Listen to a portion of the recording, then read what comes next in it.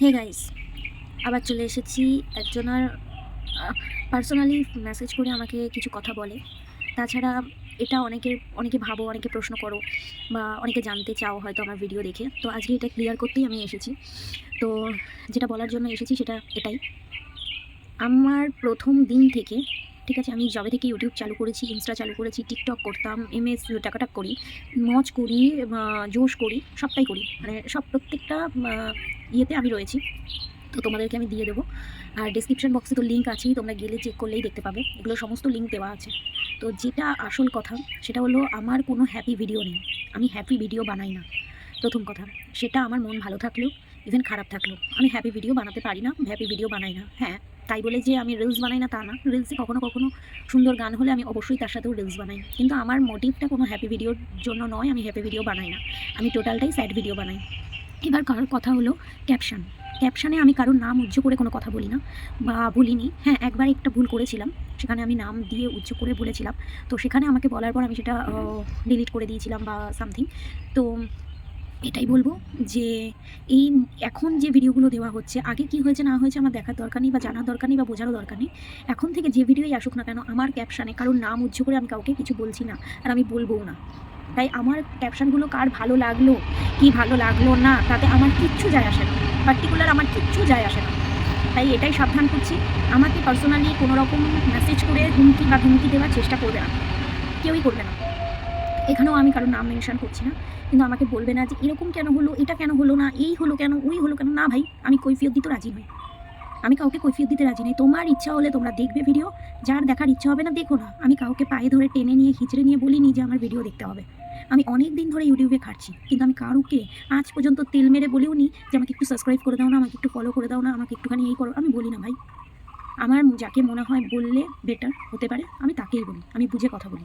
আমি অবুঝের মতন how how করি না। আর কারোর গায়ে যদি লাগে সেটা সেটা তার প্রবলেম। আর সবথেকে বড় কথা, যে কোনো মানুষকে মেসেজের পর মেসেজ করে যাচ্ছে আর সেটার রিপ্লাই দিচ্ছে না, সেটাকেও অভদ্রতা বলে।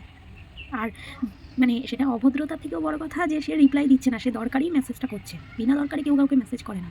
যখন সে মেসেজটা করছে, তার কথার রিপ্লাই দেওয়া হচ্ছে না, কারণ সেখানে তার বাস খাওয়ার ব্যাপার থাকে। আর যেখানে আমি কোনো পোস্ট করলে তার যখনই মনে হচ্ছে যে মানে তাকে ইনক্লুড করে আমি কিছু বলতে চাইছি, না ভাই, আমার অত সময় নেই, তোমাকে ইনক্লুড করে আমি কেন বলতে যাবো। আমি এরপর কিছু আনতে চলেছি যেটা আমি এই মুহূর্তে বলতে চাইছি না। সেখানে অনেক স্টোরি থাকবে, অনেক স্টোরি থাকবে ভাই। সেটা শুধুমাত্র তোমার রিলেটেড হবে এরকম নয়, ওখানে নাম মেনশন করে দেওয়া হবে। ঠিক আছে, তো সেই জায়গায় দাঁড়িয়ে এটুকুনিই বলবো যে কেউ কাউকে নিয়ে বসে থাকে না, যেমন তুমিও নেই আর অন্য কেউ নেই। কিছু ক্যাপশন দিতে হয়, সেই ক্যাপশনগুলোকে আমি অন্যভাবে দিই, এটাই হলো তফাৎ। তো তোমাকেও তো সে ভিডিও অনেক মেসেজ করেছে, সেই মানুষটা নিশ্চয়ই কাজের জন্যই মেসেজ করেছে। তো তুমি যখন কোনো সেই মেসেজগুলো রিপ্লাই দিচ্ছ না, কিন্তু কোনো একটা ভিডিওর ক্যাপশন দেখে লাফাতে লাফাতে এসে তুমি বলতে আরম্ভ করে দিলে এই ওই হ্যানা ত্যানা, এই করেছি ওই করেছি। ভাই, নিজের বেলায় আটিসুটি, পরের বেলায় চিমটি কাটি, এগুলো ঠিক নয়। তুমি আগে নিজের জায়গাটা ক্লিয়ার করো, দেন অন্য কাউকে। তো সবথেকে বড় কথা, এতই যখন বিরক্ত, এতই যখন রাগ, এতই যখন আফসোস, এতই যখন মানে কি বলবো, এতই যখন কমপ্লেন আমাকে নিয়ে, তো কেন দেখছো ভিডিওগুলো? তো ভিডিও তো স্কিপ করে দিলেও পারো, স্কিপ করে দাও। কে বলেছে ভাই দেখতে তোমাকে? দেখার প্রয়োজন নেই। আমার মুখই দেখো না, দিন ভালো যাবে। আমি বড্ড অপয়া কি না? আমার না, মানে আমার মুখটা না দেখাই বেটার তোমার জন্য। কিন্তু কি করবো বলো, আমি তো সোশ্যাল মিডিয়ায় কাজ করি, আমাকে তো আমার ভিডিও বানাতেই হবে। অন্য কারোকে এন্টারটেন করার জন্য আমাকে ভিডিও বানাই। আমার ভিডিও স্কিপ করে যাও, তাতে তোমার ভালো হবে। কারণ আমি মেয়েটা বড্ড অপয়া তোমার জন্য। অনেক কী বলবো, কিছু বলার ভাষা নেই, তবে এটুকুনি বলতে পারি, এটা বলতে পারি, মদনপুর একটা ছোট্ট গ্রাম, সেখান থেকেই সুচরিতা বলছে। সব কিছু মিটিয়ে, আশা করি বুঝতে পারলে কথাটার মানে, সব কিছু মিটিয়ে পুরো মদনপুরটাকেই ভুলে যাও,